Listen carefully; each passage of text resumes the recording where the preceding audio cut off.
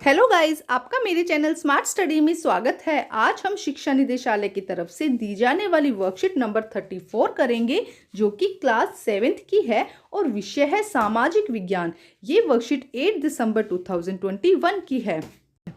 तो आइए शुरू करते हैं आज की वर्कशीट शुरू करने से पहले प्लीज़ मेरे चैनल को सब्सक्राइब कर दीजिए। तो आइए देखते हैं आज की वर्कशीट। ईश्वर से अनुराग। हमारे आसपास के लोग अलग अलग तरीकों से ईश्वर की भक्ति करते हैं। कोई भजन कीर्तन करता है, कोई कव्वाली, तो कोई चुपचाप ईश्वर के नाम का जाप करता है। तो देखो क्या कहा जा रहा है बेटा, ईश्वर से अनुराग मतलब ईश्वर से किस तरह से उनको किस तरह से लोग मानते हैं ना। कुछ लोग क्या करते हैं, भक्ति करते हैं, भजन कीर्तन करते हैं, कव्वाली करते हैं, और कुछ लोग मन में शांत तरीके से क्या करते हैं, ईश्वर का नाम का जाप करते रहते हैं। विभिन्न दार्शनिकों ने भक्ति के बारे में अलग अलग विचार दिए हैं। अब ये भक्ति किस तरह से की जाए, किस भगवान से की जाए, तो अलग अलग दार्शनिक थे, उन्होंने अलग अलग विचार दिए इस बारे में। आइए कुछ दार्शनिकों के बारे में के विचार हम जानते हैं। तो सबसे पहले शंकर। आइए देखते हैं क्या कहते हैं। शंकर का जन्म 8वीं शताब्दी में केरल प्रदेश में हुआ था। तो पहले हम जानते हैं शंकर के, बाद में फिर जानेंगे रामानुज के बारे में। तो शंकर का जन्म कब हुआ था? 8वीं शताब्दी में केरल प्रदेश में हुआ था। ये अद्वैतवाद के समर्थक थे। किसके थे? ये आपको याद करने पड़ेंगे बेटा, नाम थोड़े से हो सकता है आपको मुश्किल लगे, लेकिन आप जब 2-4 बार इनको रिवाइज करेंगे तो आपको याद हो जाएंगे। ये अद्वैतवाद के समर्थक थे। अद्वैतवाद के अनुसार जीवात्मा और परमात्मा दोनों ही एक है। तो देखो क्या कहा जा रहा है यहाँ पे, जो शंकर हैं वो किसके हैं? 8वीं शताब्दी में उनका केरल में जन्म हुआ था। वो अद्वैतवाद को मानते थे, उसके समर्थक थे। उसका मतलब क्या होता है कि वो जीवात्मा मतलब जीव की जो आत्मा है और परमात्मा जिसे हम भगवान कहते हैं, दोनों ही वो क्या कहते हैं, दोनों एक ही चीज़ है। मतलब आपकी सच्चाई के साथ काम करो, आपकी जीवात्मा, जीव की जो आत्मा है, और परमात्मा दोनों ही एक ही चीज़ है, दोनों ही सत्य है और दोनों ही एक चीज़ है। उन्होंने यह शिक्षा भी दी कि ब्रह्मा जो एकमात्र परम सत्य है वह निर्गुण और निराकार है। उन्होंने क्या कहा कि ब्रह्मा की पूजा करो। उन्होंने क्या कहा, ब्रह्मा एकमात्र ही परम सत्य है। इस धरती पर ब्रह्मा जो है वो एकमात्र ही परम सत्य है, जो निर्गुण और निराकार, मतलब उसमें कोई कमी नहीं है। वो हर तरह से क्या है, कोई इसका आकार नहीं है। मतलब आप कहीं पे भी भगवान विष्णु की पूजा करो और अर्चना करो, है ना, वही क्या है, सॉरी, ब्रह्मा की पूजा करो, वही क्या है, एक सत्य है। शंकर ने हमारे चारों ओर के संसार को मिथ्या माना। उन्होंने क्या कहा, हमारा जो संसार है चारों से, मतलब जो मोह माया, उसको सब उन्होंने मिथ्या माना या ना माना कि कुछ भी नहीं है, ये सिर्फ मोह माया है। संसार का परित्याग करने अर्थात संन्यास लेने और ब्रह्मा को सही प्रकृति को समझने और मोक्ष प्राप्त करने के लिए ज्ञान के मार्ग को अपनाने का उपदेश दिया। और उन्होंने क्या कहा, शंकर ने ये कहा कि संसार जो है ये सिर्फ मोह माया है, यहाँ पे आप मतलब कुछ नहीं मिलना है आपको। अगर आपको सत्य के मार्ग पर चलना है, ब्रह्मा की सत्य की प्रकृति का पता लगाना है, मोक्ष की प्राप्ति करनी है, तो आपको संसार का त्याग करना होगा, आपको संन्यास लेना होगा, तब जाके आपको ये सब मार्ग मिलेंगे। एक बार फिर समझो, देखो क्या कहता है शंकर ने क्या कहा कि संसार क्या है, एक मिथ्या है, झूठा है, संसार में कुछ भी नहीं है। अगर आपको क्या करना है, मोक्ष की प्राप्ति करनी है, ब्रह्मा की प्राप्ति करनी है, तो आपको संसार का परित्याग करना होगा, संसार को छोड़ना होगा, संन्यास लेना होगा, और ज्ञान के मार्ग के उपदेश को, जो ज्ञान का मार्ग है, उसे अपनाने के लिए उपदेश दिया उन्होंने। ठीक है, ये थे शंकर के विचार। अब हम देखते हैं रामानुज के विचार क्या थे। रामानुज 11वीं शताब्दी में तमिलनाडु में पैदा हुए थे। तो यहाँ पे शंकर देखा हमने 8वीं शताब्दी में केरल में पैदा हुए थे, जबकि जो रामानुज है वो 11वीं शताब्दी में तमिलनाडु में पैदा हुए थे। रामानुज ने विशिष्टता द्वैत के सिद्धांत का प्रतिपादन किया। किसका किया? यहाँ पे उन्होंने किसका किया था? अद्वैतवाद का। अभी हम समझेंगे विशिष्टता द्वैत क्या है। रामानुज ने विशिष्टता द्वैत के सिद्धांत का प्रतिपादन किया था। विशिष्टता द्वैत के अनुसार आत्मा और परमात्मा से जुड़ने के बाद अपनी अपनी अलग अलग सत्ता बनाए हैं। तो यहाँ पे देखो उन्होंने क्या कहा था, जो शंकर थे उन्होंने कहा था कि आत्मा और जो परमात्मा है, जीवात्मा और परमात्मा एक ही है। लेकिन यहाँ उन्होंने कहा कि आत्मा और परमात्मा, चाहे मतलब इंसान की मृत्यु हो गई, जो आत्मा है परमात्मा से मिल जाएगी, लेकिन दोनों की अलग अलग सत्ता है, मतलब दोनों अपनी अपनी जो आइडेंटिटी है उसको बनाए रखते हैं। वे विष्णु भक्त थे। यहाँ पे क्या थे? ब्रह्मा भक्त थे, वे विष्णु भक्त थे, और अलवार संतों से बहुत अधिक प्रभावित थे। ये विष्णु भक्त अलवार संतों से, ठीक है, हमने पिछली वर्कशीट में पढ़ा था अलवार के बारे में ना, तो ये अलवार संतों से अधिक प्रभावित थे। उनके अनुसार मोक्ष प्राप्त करने का उपाय विष्णु के प्रति अन्य भक्ति भाव रखना है।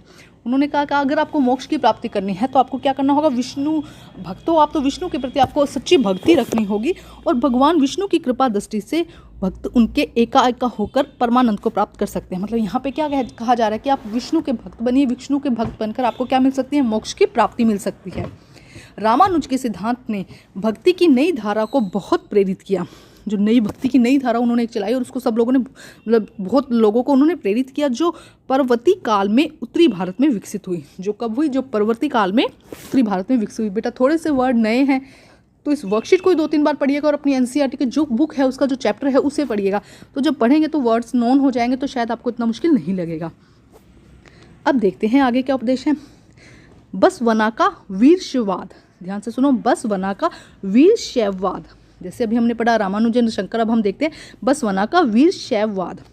तमिल भक्ति आंदोलन और मंदिर पूजा के बीच संबंध के परिणाम स्वरूप जो प्रतिक्रिया हुई वह बसवन्ना और अल्लम्मा प्रभु और अक्कमहादेवी जैसे साथियों द्वारा आरंभ किए गए वीर शैव आंदोलन में स्पष्ट दिखाई देती है। तो देखो वीर शैववाद आंदोलन क्या है, यहाँ पे क्या कहा गया कि तमिल क्या है। फर्स्ट तो हमने कल भी पढ़ा था वर्कशीट में, तमिल भक्ति आंदोलन, तमिल की भक्ति आंदोलन और मंदिर पूजा के बीच संबंध, मतलब कि भक्ति और मंदिर इन दोनों के बीच के परिणाम स्वरूप जो प्रतिक्रिया हुई उसमें बसवन्ना, अल्लम्मा प्रभु और अक्कमहादेवी इन तीनों ने जोरदार क्या किया, इसके लिए आंदोलन किया कि भाई भक्ति करें या पूजा पाठ करें, है ना। इस बारे में यहाँ पे बताया गया है।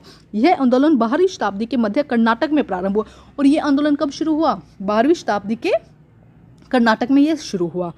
वीर शैववाद ने सभी व्यक्तियों को समानता के पक्ष में, वो किसके पक्ष में थे कि सभी व्यक्ति समान है, कोई ऊंच नीच या इस तरह में वो नहीं मानते थे।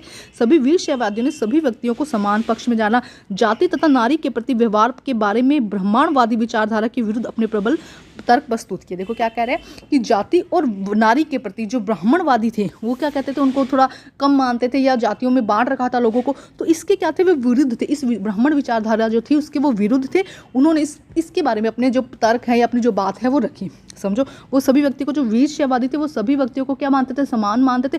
और जो ब्राह्मणवादी जो विचारधारा थी जिसमें नारी और जो जाति है उसके बारे में भेदभाव किया गया था उसको उन्होंने बिल्कुल भी नहीं माना। उसके विपक्ष उन्होंने क्या रखे, अपने विचार रखे। वे सभी प्रकार के कर्म कांडों और मूर्ति पूजा के विरोधी थे। वे सभी प्रकार के कर्म कांडों, जैसे पूजा पाठ यज्ञ वगैरह कराया जाता है या मूर्ति पूजा करवाई जाती है, उसके विरोधी थे। तो देखो, एक तो भक्ति उनका मेन क्या था ये यहाँ पे समझो। बसवन्ना और वीर शैववाद में क्या कहा गया है कि ये भक्ति, मतलब भक्ति आप चाहे करो, लेकिन जो मंदिर पूजा होती है, कर्मकांड या मूर्ति पूजा होती है, इसके उन्होंने अगेंस्ट आंदोलन किया था, जिसे क्या कहा गया था, वीर शैव आंदोलन। ठीक है, अब देखते हैं आगे क्या दिया गया है वर्कशीट में।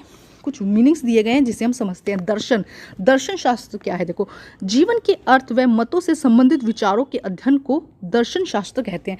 जीवन का अर्थ क्या है, क्यों हम यहाँ पैदा हुए, हमारा जीवन का अर्थ क्या है, मतों से संबंधित विचार के अध्ययन को हम क्या कहते हैं, दर्शन कहते हैं। और दार्शनिक शब्द फिलोसफस शब्द से आया है, जिसका अर्थ ज्ञान से प्रेम करना है। मतलब नए किसी भी चीज़ से हमें ज्ञान अर्जित करना और उससे प्रेम करना क्या कहलाता है, दार्शनिक कहलाता है।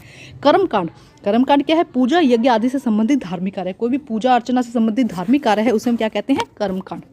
अब देखो कुछ गतिविधि दी गई है। गतिविधि नंबर 1, शंकर और रामानुजन के विचारों के बारे में कुछ और पता लगाने का प्रयत्न करें। गतिविधि नंबर 2, भक्ति के बारे में अपने विचार साझा करें। तो देखो यहाँ पे बहुत कुछ शंकर और रामानुजन के बारे में बताया गया है कि उनके विचार किस तरह से थे। तो थोड़ा अपनी बुक से पढ़िए, थोड़ी और उसके बारे में जानने की कोशिश कीजिए। और भक्ति के बारे में भी, भक्ति क्या है, भक्ति तो क्या है भाई, श्रद्धा से करो, ज़रूरी नहीं है कि मूर्ति पूजा करो, या उसके बारे में आपके क्या विचार है। तो थोड़ा सा दिखवाती हूँ कि इस तरह से आप कर सकते हैं, लेकिन अपना आइडिया यहाँ पर लगाइएगा, बुक पढ़िएगा और अच्छे से लिखने की कोशिश कीजिएगा। तो आइए करते हैं इनके आंसर। तो देखिए क्या हो सकता है। आचार्य शंकर का ब्रह्मा निर्गुण निराकार निर्वेश है, जबकि रामानुज का ईश्वर सगुण साकार और सविषय है। मतलब वो क्या कहते थे, ब्रह्मा निराकार है, कोई आकार नहीं है, जबकि जो रामानुज थे वो कहते थे वो सगुण और साकार है।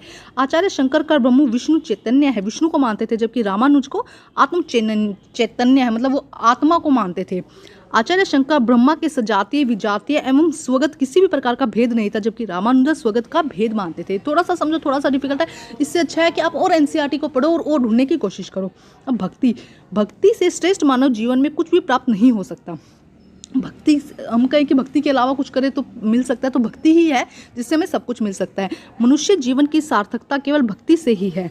भक्ति आत्मशुद्धि का परम साधन है। प्रभु से कृपा करके योनियों से श्रेष्ठ मनुष्यों ने हम दिया, इसीलिए भक्ति करके हम जीवन का सदुपयोग हमें करना चाहिए। हमें क्या करना चाहिए, अपने जीवन का सदुपयोग करना चाहिए भक्ति के द्वारा। अब हम करते हैं क्वेश्चन आंसर। तो आइए करते हैं क्वेश्चन आंसर। बहुत आसान है बेटा। शंकर किसके समर्थक थे? तो देखो यहाँ पे लिखा गया शंकर किसके समर्थक थे। आंसर नंबर 1 अद्वैतवाद के। किसके समर्थक थे? अद्वैतवाद के। क्वेश्चन नंबर 2 देखते हैं। रामानुजन किससे बहुत अधिक प्रभावित थे? रामानुजन किससे प्रभावित थे बेटा? बहुत अधिक।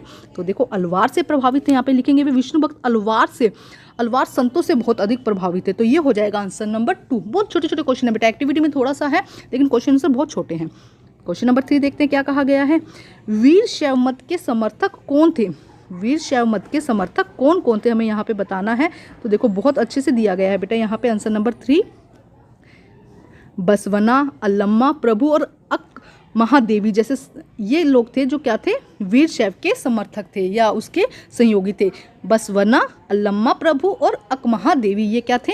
ये थे वीर शैव मत के समर्थक। क्वेश्चन नंबर 4, जाति के प्रति वीर शैववादियों का दृष्टिकोण कैसा था? तो देखो यहाँ से आंसर आ जाएगा आंसर नंबर 4, वीर शैववादी ने सभी व्यक्तियों की समानता के पक्ष में और जाति तथा नारी के प्रति व्यवहार के बारे में ब्राह्मणवादी विचारधारा के विरुद्ध अपने तर्क प्रस्तुत किए। तो ये हो जाएगा आंसर नंबर 4। क्वेश्चन नंबर 5, अद्वैतवाद और विशिष्टता अद्वैत के में किस प्रकार भिन्न है? दोनों किस प्रकार भिन्न है? बहुत अच्छे से दिया गया है बेटा। देखो यहाँ पे आप इसी तरह लाइन लगा के आंसर लिखेंगे बेटा। देखो क्या कहा गया आंसर नंबर 5, यहाँ से फर्स्ट आप ये वाली लाइन, ठीक है। उन्होंने क्या कहा था? जीवात्मा और परमात्मा एक है, जबकि इन्होंने क्या कहा था? दोनों ही अलग अलग है, जुड़ने के बाद भी दोनों ही अलग अलग रहते हैं। ये थे अद्वैतवाद और ये था विशिष्टता देव की बात में, ठीक है। तो बेटा आज की वर्कशीट थोड़ी सी मुश्किल लगेगी, कोई बात नहीं, आप थोड़ा सा रिवाइज कीजिए, थोड़ा सा पढ़िए तो वर्कशीट आपको समझ में आ जाएगी। वर्कशीट कंप्लीट करके अपने टीचर से चेक कराइए और प्लीज़ मेरे चैनल को लाइक कीजिए, सब्सक्राइब कीजिए और शेयर कीजिए। Thank you students.